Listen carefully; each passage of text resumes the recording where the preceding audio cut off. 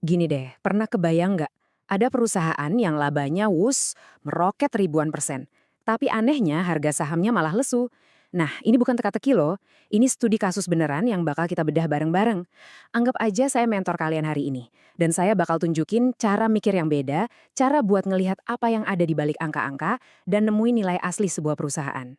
Oke, yuk kita mulai. Kita sebut aja ini misteri saham LPLI. Kenapa? Karena di sini laba sama harga saham itu kayak jalan sendiri-sendiri, nggak nyambung sama sekali. Nah, ini dia pertanyaan utamanya. Gimana ceritanya laba perusahaan bisa meroket hampir 2000%? Itu angka yang gila banget kan? Tapi kok pasar kayak cuek aja? Kenapa harga sahamnya tetap murah? Yuk kita investigasi bareng-barang kasusnya PT Star Pacific atau yang kita kenal dengan kode LPLI.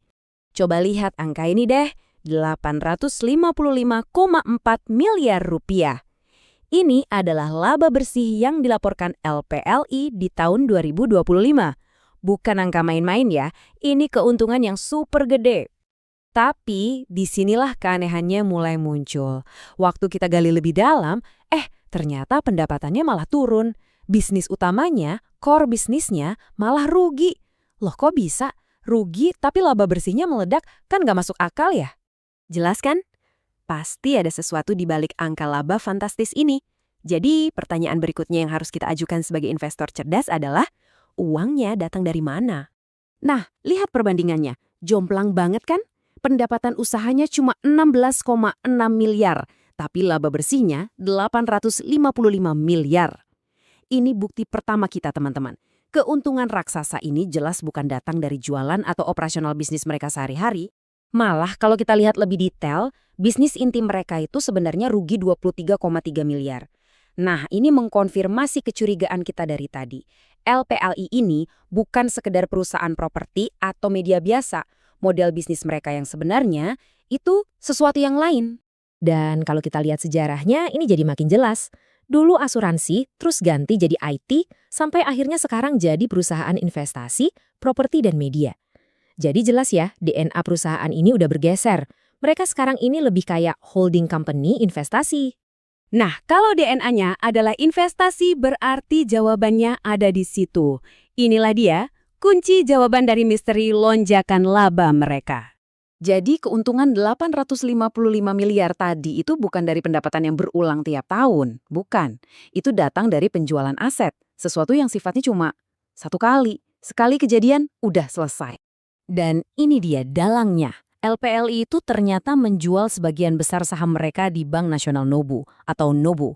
Aset berharga yang udah mereka pegang bertahun-tahun, dilepas. Nah, keuntungan dari penjualan inilah yang bikin laporan keuangan mereka jadi cantik banget. Tapi sekali lagi, ini cuma kejadian satu kali. Oke, sampai sini jelas ya. Jadi sekarang perusahaannya lagi banyak duit, banyak aset. Tapi ini dia pertanyaan berikutnya. Kenapa pasar saham kok ngasih harga murah banget buat perusahaan ini? Apa yang pasar lihat yang nggak kelihatan dari angka laba tadi? Oke, untuk jawab itu, kita perlu kenalan dulu sama yang namanya nilai buku atau book value per share. Gampangnya gini deh, bayangin perusahaannya kita likuidasi hari ini. Jual semua asetnya, bayar semua utangnya, nah sisa duitnya itu dibagi per lembar saham, itulah nilai buku. Dan disinilah paradoksnya kelihatan jelas banget. Harga sahamnya di pasar cuma sekitar 288 perak. Padahal nilai bukunya, nilai aset bersih per sahamnya, itu 2.548 rupiah. Jauh banget kan? Artinya, pasar cuma menghargai perusahaan ini kurang dari 12% nilai aset bersihnya. Gila kan? Kenapa bisa begitu? Rasio valuasinya mengkonfirmasi hal ini. Lihat deh, price to book value atau PBV-nya cuma 0,1 kali, jauh di bawah rata-rata industrinya. Ini artinya, secara teori, kita bisa beli aset LPPLI senilai Rp100 cuma dengan modal sekitar 100-an perak di pasar saham. Murah banget kan kelihatannya?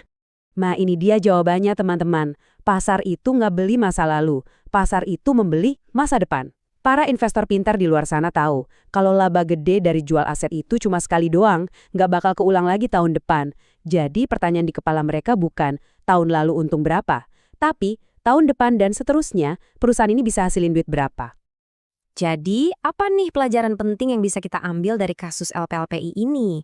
Dan yang lebih penting, gimana cara kita sebagai investor bisa menerapkan cara berpikir ala mentor ini ke dalam analisis kita sendiri? Ini dia, ada 4 langkah kerangka berpikir yang bisa kalian pakai. 1. Selalu kepoin dari mana sumber labanya, jangan cuma lihat angkanya. 2. Pahami model bisnisnya itu apa. Dia tuh operator atau investor. 3. Pisahin mana pendapatan rutin dan mana yang cuma kejadian langka, kayak jual aset. Dan yang keempat, ini yang paling penting. Selalu ingat kalau pasar itu bayar buat masa depan, bukan buat apa yang udah terjadi di masa lalu. Jadi, ini intisarinya, ingat baik-baik ya, sumber laba itu jauh lebih penting daripada jumlahnya. Punya nilai buku tinggi itu nggak otomatis bikin harga sahamnya tinggi. Dan ingat, pasar saham itu mesin yang melihat ke depan, bukan ke belakang. Nilai sejati sebuah perusahaan itu ada di kemampuannya menghasilkan duit secara konsisten di masa depan. Dan ini membawa kita ke pertanyaan terakhir, pertanyaan buat investor beneran. Oke, LPLI sekarang punya banyak amunisi tunai. Pertanyaannya adalah, apakah mereka bisa memutar uang ini untuk menciptakan nilai baru, menemukan investasi hebat berikutnya? Atau jangan-jangan keuntungan kemarin itu adalah karya masterpiece terakhir mereka? Nah, itulah yang harus kita cari tahu.